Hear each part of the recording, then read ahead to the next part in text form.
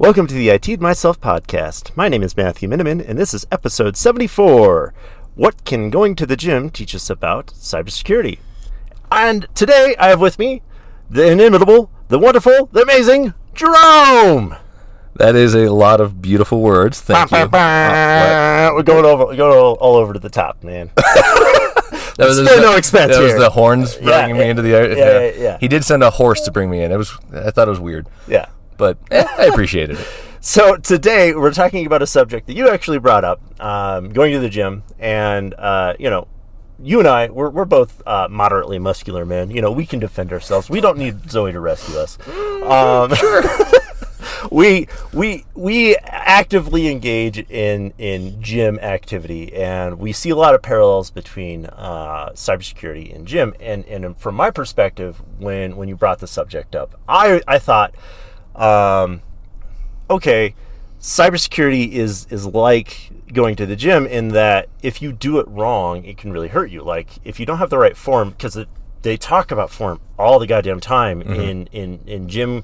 If you ever have a weightlifting class, or if you ever look at a fucking YouTube stream, they talk about form, and it's like, what the fuck is form? And form is literally just the right way to lift. It's to make sure your body you don't hurt your own body. Yeah, there's like competition version and just self-preservation parts of it. Yeah.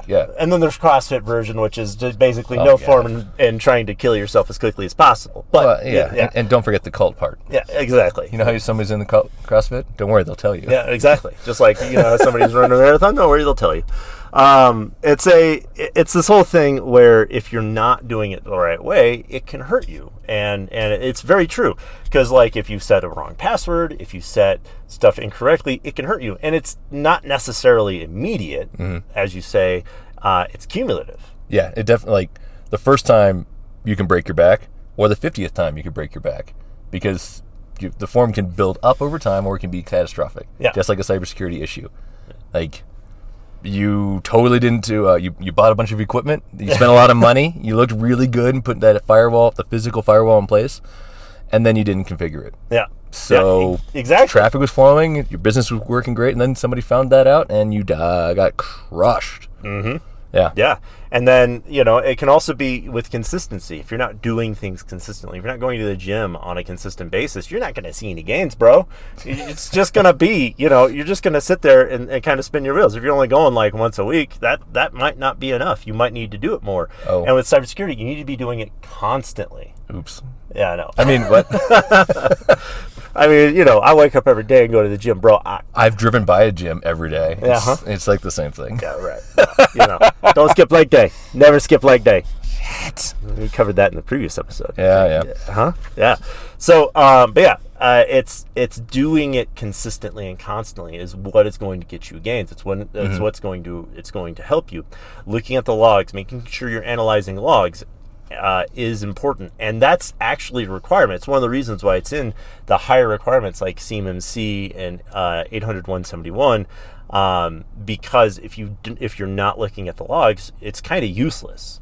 It's important to have that information there. It's not just a checkbox that you can check. You have to actually look at the logs, or else it's not doing anything for you. Yeah, you might be picking something up and putting it down, but are you doing it with any kind of plan or any kind of standards? Are you building it up to something? And that's where repetition and being mindful about it matters, just like in the gym and in cybersecurity. Yeah. Another thing, sorry, when I was listening to you, the gym is also like cybersecurity in the fact there's like, big mega gym that's multinational and like has lots of franchise, and there's like down the street gym. Yeah. Like cybersecurity comes in all those flavors. There's big corporate cybersecurity and there's little like right down the street. But the good gyms have the same thing. They do good form, they do good repetition, and like so you can performative in any way, like mom and pops or corporate. And that brings up a good point that you can have all of that there. Like you can have if you start at the gym, you should not start by yourself with nothing there. At the gym, because you may hurt yourself, or it may not be effective. It might not be as effective as you think.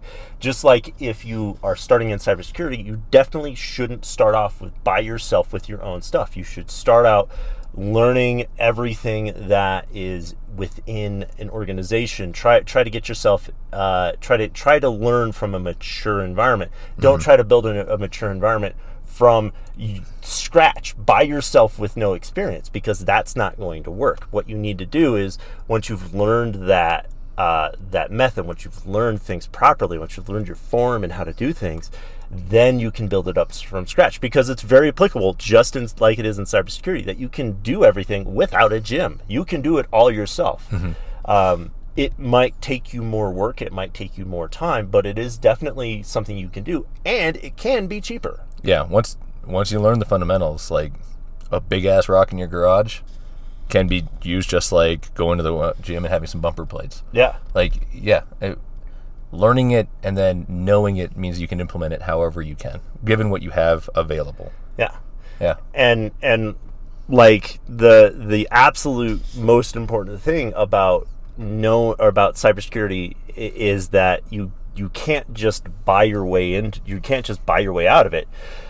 You can't spend money to just clap your hands and be like, I'm done. I got cybersecurity. Just like you can't go out and just buy, you can't go buy a Bowflex and be like, yes, I got ripped abs now. I did buy some calves the other day, and they look great. Yeah? Yeah. Just a couple of scalpel jobs. I was going to say, glorious. that stitching looks a little suspect. No. You might need some antibiotics, You got to give it a couple minutes. It'll be fine by morning. Oh, God. But, man, those are great calves. But that's just calves for us. You can't do everything that way. Oh, yeah. Well, Anyway, but sorry. Another thing with gyms, and everybody knows this, like part of my trepidation about going to a gym was like gym heads. Like, I don't know what the hell I'm doing. Everyone there knows what they're doing. Everyone's like talks about form, and then like I walk in, I'm like, I can identify that most of these things are heavy. I don't know what the hell I'm supposed to start with. And then, in walks fit dude and fit gal and fit whoever, and they're like crushing it. I'm like, what the hell's going on? And they're making noises and like, what is this? I'm not this guy. I can't do this. And that's bullshit. What I've learned, is that most people, when you go to the gym, they might be quiet and like watching or doing their own thing, but if you ask them for help, they will happily help you. Like most hobbies, the people who are doing it and who are enthusiasts want to help each other and want to help. They might not seem like they care, but that's because they want you to do your own thing just like they want to do their own thing. But if you ask for help, they will help you. There are assholes out there. They're the loud ones. They self-identify, and you can avoid them pretty easily. Yeah. Just like in cybersecurity. You hear me, crabs? I'm coming for you. There's cybersecurity bros who are like, oh, yeah, blah, blah, blah. It's like, you just said a whole bunch of acronyms, and I don't think they even flow together. Like, what? Yeah. Like, that's your experience in corporate What's your BMI? How many reps you doing? What's your PB? What's your PR? I don't know. What's the J? Dude, I just asked for a cup of coffee, bro. Back off. Those guys, avoid them. Yeah. Those are the bad gym bros. Yeah. But to your point, there are both gym bros and cybersecurity bros, and actually it's more prevalent in both camps, where if you want help, there are people who are just very willing to help you. Oh my God. That's actually one of the reasons why I got into cybersecurity, is because I got in and I was like, everybody here just wants everybody else to do the right thing. Yeah. It's like, oh my God, let's get this thing done. Yeah. And that's been my experience in both camps. Like, people, with most hobbies, most people who are doing this, cybersecurity, gym, like kayaking, the things you do want to do, if you are interested, go ask for help. And the most of the people there want to help you. Yeah. And it's been awesome. Yeah. And like, so the absolute best thing about it is that we're very open in cybersecurity. And it's partially because on the opposite side, on the threat actor side, they are open as well. They are always sharing their secrets. And so we have to be at least as open as they are with sharing our own secrets, with how we're defending and what we're seeing, because they're doing the same thing. Yeah. And they're doing it at scale, and they do this all day, every day for free, and we're only doing this to get a paycheck. It's not necessarily our passion, where for them, it kind of is. It's fun for them. Yeah. And to be fair, cybersecurity is kind of fun for me too, but I'm a masochist. Yes, you are. I have known you for a very, very long time. The nice way to say it is Matthew has a wide comfort zone. Most of us would say that's pain. but yeah, like the enemy's always at the gate. The gate is a lot closer than we think. Yeah. And this shit is hard enough when we do it by ourselves. It's damn near it's hard enough when we work together. Wow, I messed my own quote up. It's hard enough when we work together. Yeah. It's damn near impossible when we do it alone. Yeah, absolutely. And one of the things that is the benefit that you can benefit from if you're an incoming IT person, if you're an incoming cybersecurity person, is you can ask those questions. IT is a little bit harder because there is so much noise around things about how to fix things. But with cybersecurity, because of the intelligence level, and honestly, it's not necessarily intelligence level even, it's the fact that it is so important and there is so much that needs to be done that people are just like, this is how you do things. This is how you learn that.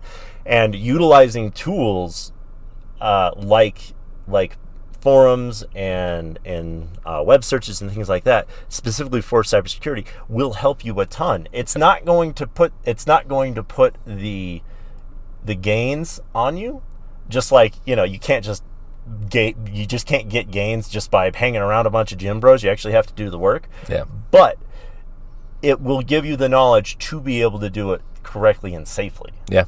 And there are people there who wanted to help you. Yeah. There is a lot of similarities. Yeah. It was a fun topic. Yeah.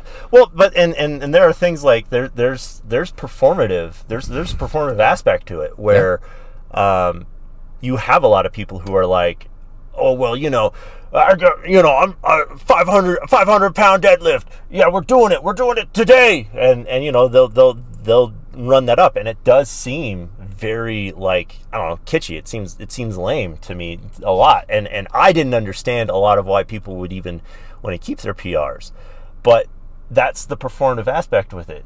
Just like in cybersecurity, you have to have a performative aspect of it, and unfortunately, this is kind of to justify your own job, and yeah. It's the same way with lifting. You kind of have to justify to yourself to keep going to the gym. Now, I don't need that fucking motivation. I just do it because I'm me and I'm a masochist. Oh my god!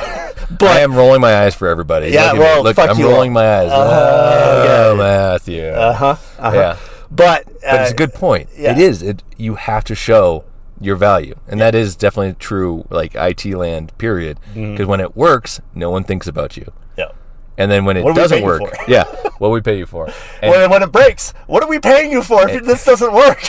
And it's not if it happens, it's when it happens. Yeah. So you got to be performative to an extent in IT and in gym land. Like, you got to perform for yourself. Like, oh shit, I am getting better. Yeah. This is worth the mornings for everyone else who's not a masochist. Yeah. And so, when you're doing this lifting, when you're going to the gym, when you're doing this standard exercise for cybersecurity, it is an active, you have active participation in it, and you need to be engaged in it pretty much at all times. And it's not necessarily that I expect everybody to immediately just like drone on about cybersecurity 24 hours a day, 7 days a week, because I certainly fucking don't. Yeah, even though I probably feel like I do. Oh my god, I don't think this guy sleeps. But I don't sleep. But that's because I live in a world of fear and paranoia. So you don't have to, asshole. Yeah, fair. But the whole thing is that you do have to engage in it actively. You have to be engaged in what you're doing. And another good example of where cybersecurity and gym bro kind of world exists is taking a break, having a rest, doing the necessary things. You cannot be on all the time 24/7. It is not something that's possible for human beings, and you need to know that. And so being able to actively take breaks, and this isn't necessarily targeted towards the standard IT worker, but anybody who's going to be a manager. It's that make sure your people have the proper rest periods. Make sure they have rest periods throughout the day. Make sure they have rest periods throughout their week. Make sure they have rest periods throughout their year, because they're gonna get burnt out if they don't do it. Just like if you don't rest properly with going to the gym and doing lifting and things like that, you will not see your gains. Yeah. You will plateau, and it will hurt you, and you'll get you'll get frustrated and it won't work, and things will just start to go downhill. Just like with cybersecurity, you cannot just be on all the time. You have to take a break somehow. I know there's at least one of you out there who's like eye rolling at us. That's very generous of you. There's at least one. I don't know how many fans I have. I did one. Anyway. Sorry. Whoops. Many. Lots. Loads. Yeah. Oh, well, yeah. Anyway, there's at least one of you out there who will hear this, or someone out there who is going to say this thing where, but that's bullshit and we can do more and blah, blah, blah. If you're that guy or gal who doesn't have that empathy, well, go off and pound sand. But if Matthew's point doesn't sink in, because I don't know why somebody abused your puppy as a child, but also rotating your people and giving them breaks is a security requirement. It lets you see if situations change when people rotate. Yes. Like, oh yeah, everything's always secure because the guy at the door is always monitoring. Well, maybe the guy at the door is actually robbing you blind. Yeah. And you don't know until you rotate them off, until they take vacation, until they go do a different job. And like, wait a second, there's a whole bunch of Russians in here who aren't supposed to be in here. Who's letting these guys in? Oh, it was the door guy. Like there is a security aspect. If you are a cold-hearted jerk and don't want to take care of people because of reasons that are valid, then think about that as a security reason. You can justify it that way, I suppose. Yeah, and also, when you have people who are working 24/7 and doing the jobs all the goddamn time, they can become blinded. They can blind themselves to things outside and not have a legitimate scope of what's going on outside and within even. But one of the ways that you can get around that, especially as a manager, one of the things you need to be preparing your team for and that you need to be planning for strategically as a leader, as a manager of an IT organization or security department or whatever, is you need to be planning for automation and orchestration. So having a SOAR, which is security orchestration, automation, and response, that will help you kind of tune your environment so that you don't have to have people working all the time. Mm-hmm. That you can have rules and workbooks and workflows that operate in a specific way that cause events to result in actual action, and you're not having to waste time hunting down or doing false positive investigations and so on and so forth. So automating that, making sure your people get rest, that's what's going to help. And with the gym bro, on the gym bro side, the way that kind of relates is you want to make sure that you do the work enough the right way during your gym time, so that you're not having to worry about, did I do enough? Did I do enough to get gains? Yeah, and that's like having a personal trainer who gives you a plan, or following any of the numerous things you can find online. Yeah. So like, it's not just flailing around. There's some thought behind it. There's some repetitions. There's some practice. Yeah. Yeah. Those are good points. Yeah. And so, I guess what I'm trying to say is, throughout this whole thing, is gym bros, security bros. Bro. We can go pound a protein shake, guys. Oh, God, like 3 of them. Yeah. At the same time. Creatine. Well, I do have to say, my get out of free jail card, the opinions and thoughts and everything I said, mine only, do not reflect my employer or anybody else. Oh, yeah. And, any opinions stated in this podcast are entirely for satire purposes only. Thank you. And go fuck yourself. I hope you guys have a great day.